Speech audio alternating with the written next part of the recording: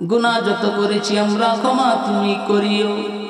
বান্দা সে বন্দিগি নাই শেষ করিলাম জিন্দিগি, আখিরাতের বিচার দিনে পাপীর উপায় কি? রহমান রহিম নামে আল্লাহ নিয়েছি তোমায় মানিয়া, কেমন করে তুমি আমার ঘরে জাহান্নামে ফেলিবা? মাফ করে দাও আল্লাহ, মাফ করে দাও, আমাদের জীবনের সব গুনাহ তুমি মাফ করে দাও।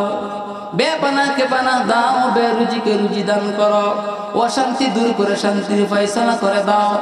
রব্বে কারীম, জীবনের এমন কোন মোনাজাত বাদ দেই নাই গো যে মোনাজাতে মা বাবার কথা তোমার কাছে বলি নাই।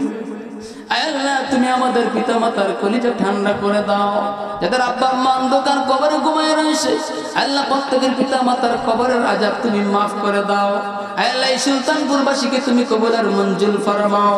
আজকে মাহফিলের সভাপতি থেকে শুরু করে শ্রোতা মণ্ডলী পর্যন্ত আল্লাহ এই জামি মসজিদের মাহফিলকে তুমি কবুল করে নাও। আল্লাহ আমাদের প্রত্যেকের জীবনের গুনাহ মাফ করে আমাদের সকলকে তুমি বেগুনাহ মাসুম বানায়া দাও। আল্লাহ পদ্মানিসীন মা বন্ধুকে মাফ করে দাও। আল্লাহ খাদিজাতুল কুবরার মতন কবুল করে নাও। আল্লাহ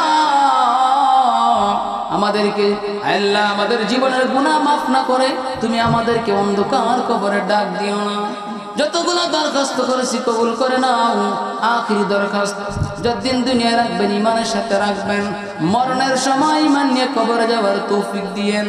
সুবহানা রাব্বিকা রাব্বিল ইজ্জাতি আম্মা ইয়াসিফুন ওয়া সালামুন আলাল মুরসালিন আলহামদুলিল্লাহি রাব্বিল আলামিন। আসসালামু আলাইকুম।